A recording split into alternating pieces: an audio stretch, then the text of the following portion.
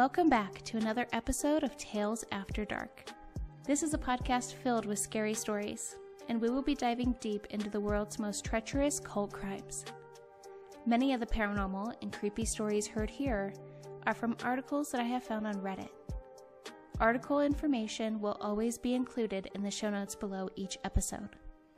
To submit a terrifying tale of your own, please email stories.talesafterdark@gmail.com.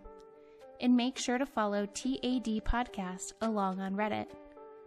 Paranormal investigations and spooky adventures will soon be coming to the Tales After Dark YouTube channel.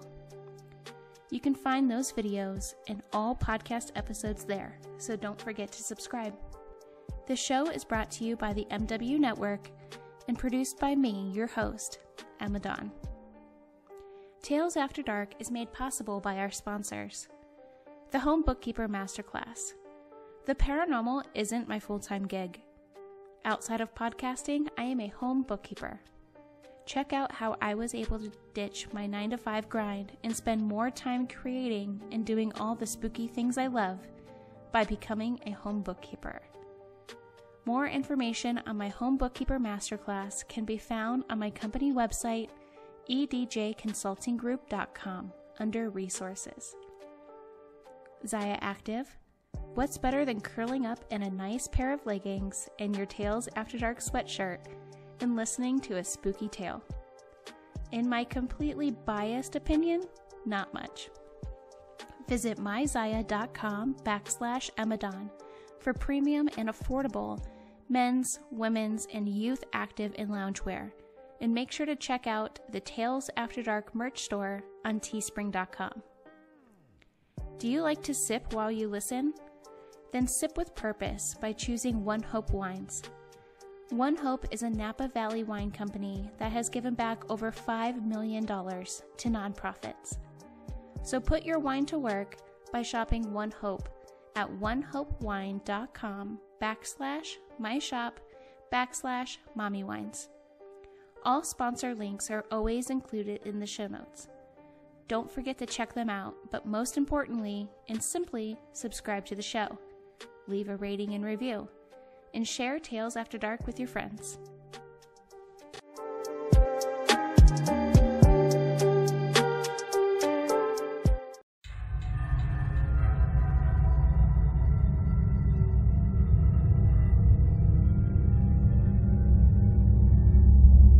Rogues Hollow already sounds like a scary place. But then you add in legends and tales of headless horsemen and ghost trains, outlaws like Jesse James, witches, coal miners crossing the road decades post-mine operation, buildings repeatedly burning down to the ground, a baby crying under a bridge, and so many more. The eerie-sounding name seems to be quite suited. Within a 100-year period from the 1820s to the 1920s, Rogues Hollow was known to be one of the meanest places in the United States. This outlying coal town offered 7 saloons and acres of hiding spots for violent criminals and outlaws on the lam, adding to the sudden deaths of the few who resided there. Since starting this podcast, I have been asked a lot in emails and on Reddit if I would be telling the tales of my hometown, what it was like growing up in a paranormal playground filled with centuries of less than reputable history. The answer you've been waiting for is yes. In this series, I will be sharing all the tales of Rogues Hollow, Ohio.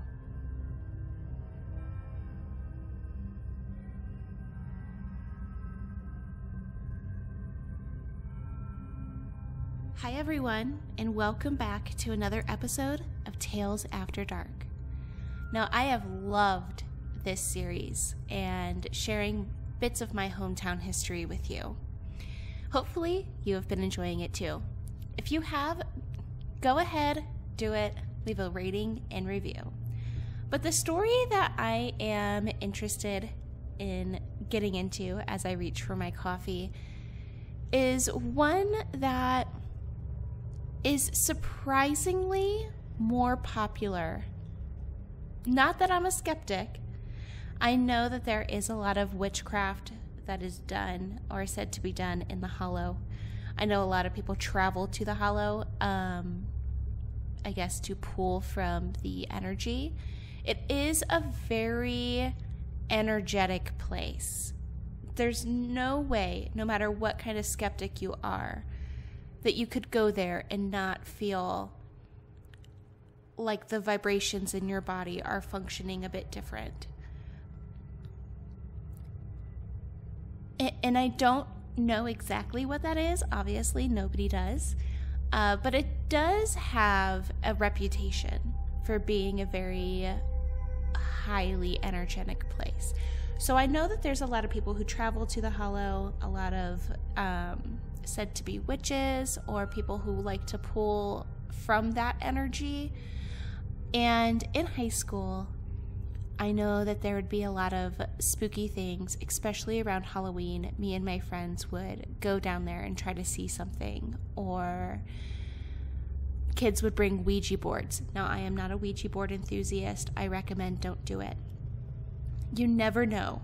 I'm not saying they're real, and I'm not saying that they're not real, but you never know what could come through. And I just prefer to live life on the safe side of the line. And I just don't want to risk it. But a lot of other people do. And they have used Ouija boards and things in the area. So this story, whether it's true or not, I find it interesting. And regardless of what you believe, I prefer to believe in the unbelievable.